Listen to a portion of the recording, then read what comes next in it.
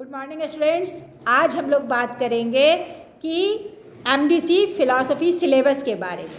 ठीक है, तो कुल्हान यूनिवर्सिटी में जो एमडीसी फिलॉसफी का जो सिलेबस है उसकी चर्चा आज हम लोग करेंगे, एमडीसी 1 की, जो सेम 1 के स्टूडेंट है। तो देखिए, आपका जो सिलेबस है वो 3 यूनिट्स में बटा हुआ है, यानी कि 3 इकाइयों में सिलेबस को बांटा गया है। हम जब फर्स्ट यूनिट देखते हैं, इकाई 1 को देखते हैं, तो फर्स्ट यूनिट में हमारा है इंट्रोडक्शन टू मेटाफिजिक्स। ठीक है, मेटाफिजिक्स का मतलब होता है तत्व मीमांसा।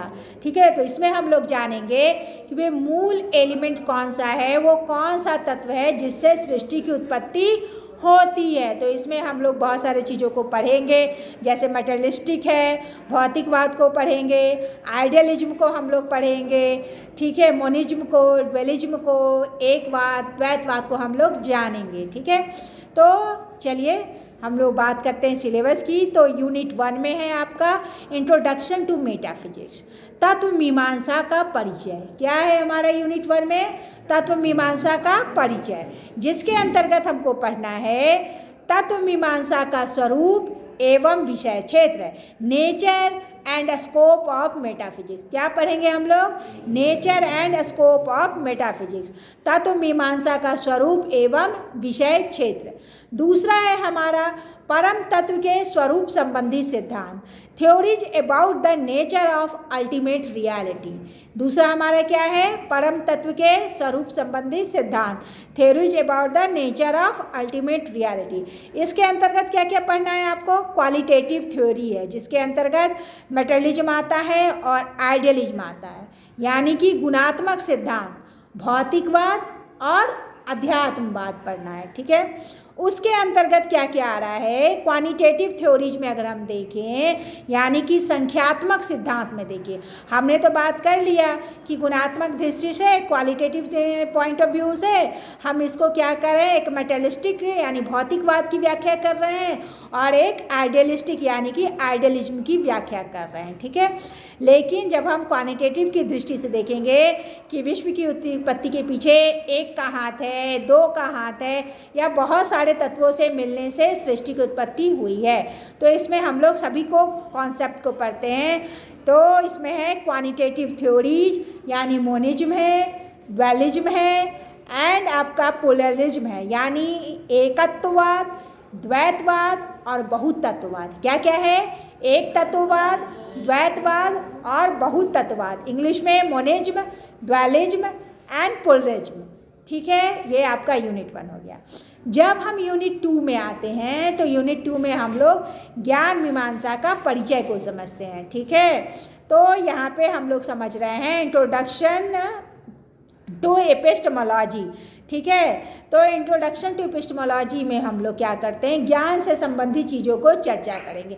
ज्ञान हमारे अंदर कहाँ से आता है, ज्ञान की उत्पत्ति कहाँ से होती है, क्या ज्ञान को हम जन्म से लेकर उत्पन्न होते हैं, क्या ज्ञान जन्मजात है, इनेट आइडियाज है, वो हमारे बुद्धि में रहता है।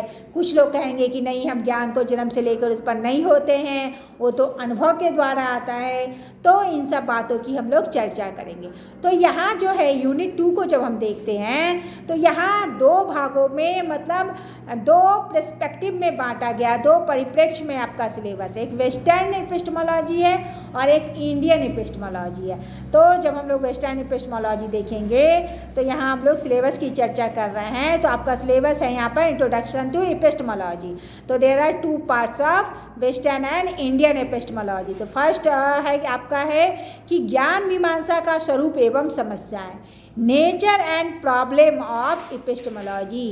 ज्ञान मीमांसा का स्वरूप क्या है, उसके क्षेत्र क्या है। दूसरा है ज्ञान के स्रोत संबंधी सिद्धांत। ये ज्ञान कहाँ से आता है, सोर्स ऑफ नॉलेज। तो जब हम सोर्स ऑफ नॉलेज की बात करेंगे, तो वो हमारा बुद्धिवाद है, अनुभववाद है, रैशनलिज्म है और एम्पिरिज्म है। ठीक है, ज्ञान कहाँ से आता है? तो ज्ञान रैशनलिज्म होता है, यानी ज्ञान को हम बुद्धि से लेकर उत्पन्न होते हैं। ये जन्मजात होता है, जब एक बच्चा जन्म लेता है तो साथ साथ वह ज्ञान को लेकर भी अपनी बुद्धि में जन्म लेता है। लेकिन कुछ लोग इसको नहीं मानते, वो कहते हैं कि नहीं, माइंड इज रसा टैबला, जब हम जन्म लेते हैं तो हमारा मस्तिष्क कोरे कागज साफ स्लेट की भांति रिक्त रहता है, उस पर कुछ भी अंकित नहीं रहता। ज्ञान रूपी रश्मियों से हम लोग संवेदन और स्वसंवेदन से, ठीक है, सेंसेशन एंड रिफ्लेक्शन के द्वारा ज्ञान हमारे अंदर प्रवेश करता है। तो ऐसे लोग कहते हैं कि ज्ञान अनुभव के द्वारा होता है, तो उसको हम लोग अनुभववाद में रखते हैं। तो क्या क्या पढ़ना है आपको? ज्ञान के स्रोत संबंधी सिद्धांत, बुद्धिवाद और अनुभववाद, रैशनलिज्म और एम्पिरिज्म। अब हम लोग तीसरा देखेंगे इंडियन पर्सपेक्टिव में। इंडियन एपिस्टेमोलॉजी हमारा क्या है भाई? तो ज्ञान का वर्गीकरण प्रमा और अप्रमा, व्हाट इज ए प्रमा एंड अप्रमा, ठीक है। तो क्लासिफिकेशन ऑफ नॉलेज एज प्रमा एंड अप्रमा, ठीक है। तो valid knowledge is called for प्रमा, सत्य ज्ञान की जहाँ प्राप्ति होती है उसको हम लोग प्रमा कहते हैं। सोने को सोना कह दिया, प्रमा है। सोने को पीतल कह दिया, तांबा कह दिया, अप्रमा है, ठीक है। Invalid knowledge is called for अप्रमा। सत्य ज्ञान प्रमा है, असत्य ज्ञान अप्रमा कहलाता है। तो इसके बारे में हम लोग को डिटेल से पढ़ना है। उसके बाद है प्रमाण, थ्योरीज ऑफ प्रमाणा। प्रमाण क्या है भाई? प्रमाण वह होता है जिसके द्वारा हमें, वह साधन जिसके द्वारा हमें ज्ञान की प्राप्ति होती है, उस मीन्स को कहते हैं जिसके द्वारा हम लोग ज्ञान प्राप्त करते हैं। तो किसके द्वारा ज्ञान प्राप्त करते हैं? परसेप्शंस है, इन्फ्रेंस है, कंपैरिजन है एंड टेस्टिमोनी है। प्रत्यक्ष है, अनुमान है, उपमान है और हमारा शब्द प्रमाण है। तो ये चारों आपको पढ़ना है। समझ में आया? सिलेबस समझ में आ रहा है? यूनिट 3 हमारा नीति शास्त्र का परिचय है, इंट्रोडक्शन टू एथिक्स, ठीक है। इसमें आपको सबसे पहला पॉइंट है नीति शास्त्र का स्वरूप एवं क्षेत्र, nature and scope of ethics. क्या है? Nature and scope of ethics, नीति शास्त्र का स्वरूप क्या है, उसके क्षेत्र क्या है। दूसरा है प्रयोजनवादी नीति शास्त्र, सुखवाद, उपयोगितावादी, कर्मवादी नीति शास्त्र, यानी कि हम लोग चर्चा करेंगे थियोलॉजिकल एथिक्स, हेडोनिज्म है, यूटिलिज्म है, डियोंटोलॉजिकल एथिक्स है। तो इन सब चीज़ों का आप लोग को चर्चा करना है। प्रयोजनवादी नीति शास्त्र, सुखवाद, उपयोगितावाद, कर्मवादी नीति शास्त्र। तीसरा है भारतीय नीति शास्त्र का विकास, रीत एवं सत्य, ऋण एवं यज्ञ, योग एवं क्षेम, पुरुषार्थ, आश्रम व्यवस्था, कर्म सिद्धांत। तो तीसरा में हम लोग देखेंगे क्या है? Development of Indian ethics. Third मेरा क्या है? Development of Indian ethics. उसमें क्या क्या है? रीता, रीना एंड यज्ञा, योग एंड क्षेम, पुरुषार्थ, आश्रम व्यवस्था, लॉ ऑफ एक्शन, कर्म सिद्धांत है, ठीक है। क्या क्या आप लोग समझे? इसमें क्या क्या आ रहा है? इसमें आपका आ रहा है रीता आ रहा है, ऋण आ रहा है, यज्ञ आ रहा है, योग और क्षेम है, पुरुषार्थ है, आश्रम व्यवस्था है और लॉ ऑफ एक्शन है, कर्म सिद्धांत है। तो इस तरह से यहाँ भी जो मेरा यूनिट 3 भी है, दो भागों में, टू पर्सपेक्टिव में, भारतीय परिप्रेक्ष्य में और वेस्टर्न परिप्रेक्ष्य में। तो पहला जब वेस्टर्न पर्सपेक्टिव में है उसमें हम लोग हेडोनिज्म को पढ़ रहे हैं, सुखवाद को पढ़ रहे हैं। लेकिन जब हम इंडियन पर्सपेक्टिव में देख रहे हैं तो इंडियन में हमारा क्या क्या आ रहा है? रीत है, ऋण है, यज्ञ है, क्षेम है, पुरुषार्थ है, आश्रम व्यवस्था और कर्म सिद्धांत है। तो ये आपका सिलेबस हुआ, ठीक है। इस सिलेबस को करना है और कुछ कुछ बुक की मदद ले सकते हैं, जैसे Datta Chatterjee an introduction to Indian philosophy.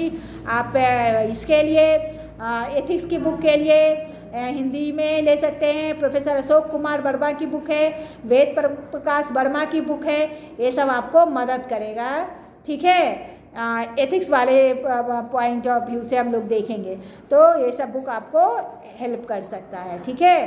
तो आप इन बुकों को ले सकती हैं, आप डॉक्टर BN सिंह की बुक को ले सकती हैं, ठीक है। भारतीय दर्शन की बुक है वो, बलदेव उपाध्याय की बुक को ले सकती हैं, ठीक है। चलिए, ओके। तो यही आपका सिलेबस है।